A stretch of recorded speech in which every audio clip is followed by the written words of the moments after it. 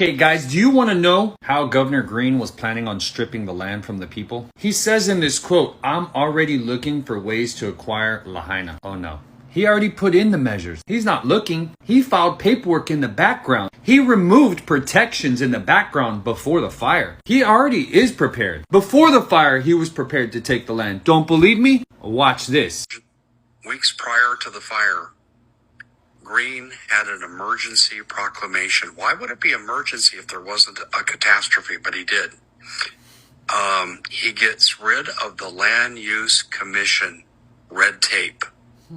Just obliterates it, setting the stage for the seizure of this land. Okay, stay with me. There's a lot more. Okay. The governor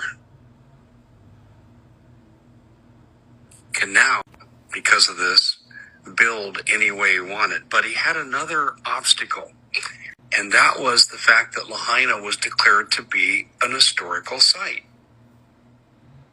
But the historical site no longer exists.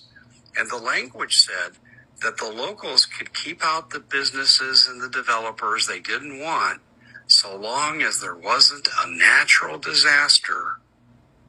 And then the state has the right to rezone the land and listen, all right, wait for it, and seize it. So this was done just prior to the fire, and then you see this statement. So what do you think, guys? Seems planned and coordinated, doesn't it? I'm not talking about them cutting off the water, or stopping the supplies, or blocking the roads, or not sounding the sirens. I'm talking about him trying to acquire the land through legislation of crap he's writing. If you don't know, Governor Green's 100% a part of the United Nations Agenda 2030. 100%.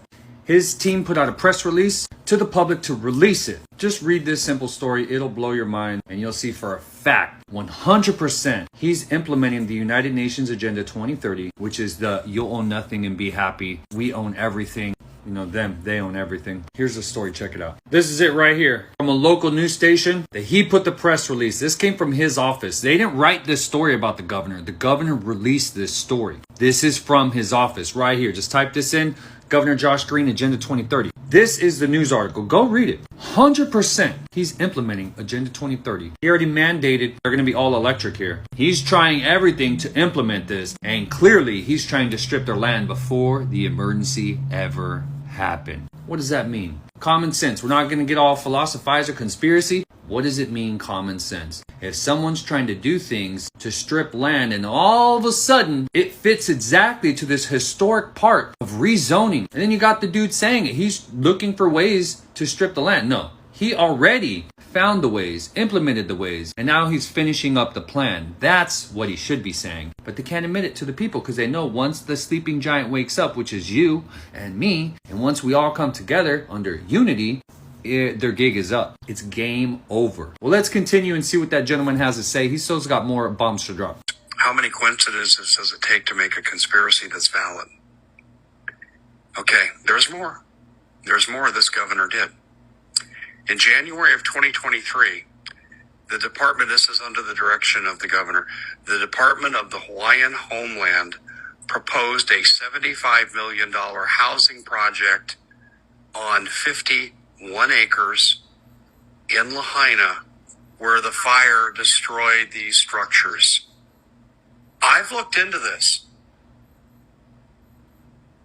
and I talked to some of the locals, and you know what they told me? Dave, they never came in here and had enough room to do this. They just did it. And people are saying they were assuming these structures wouldn't be here at some point in time. That's what the locals are saying universally. Now, I'm going to say this to you too. There's a Wi-Fi problem on Maui, on the west end. There's one Wi-Fi truck. If you've ever been to Lahaina, you'll know what I'm talking about. There's one Wi-Fi truck in the parking lot of what was Safeway. One for the whole town. The state of Hawaii does not want these people communicating with people like me. Nope, they definitely don't. Because the number one goal and control is this. They want to control what you hear, what you see, what you think. That's why they're dividing all the people in Maui. They're making them get permission slips to be able to travel. Everybody says they have no service over there. It's really, really hard. So the most important part is the people. The most important part is you, and what are you going to do about it? All of us have to do our part. You feel it in your heart. You know you have to do something. And I want to tell you, if nobody's told you that you're here for a purpose, you're here right now for this very moment in history.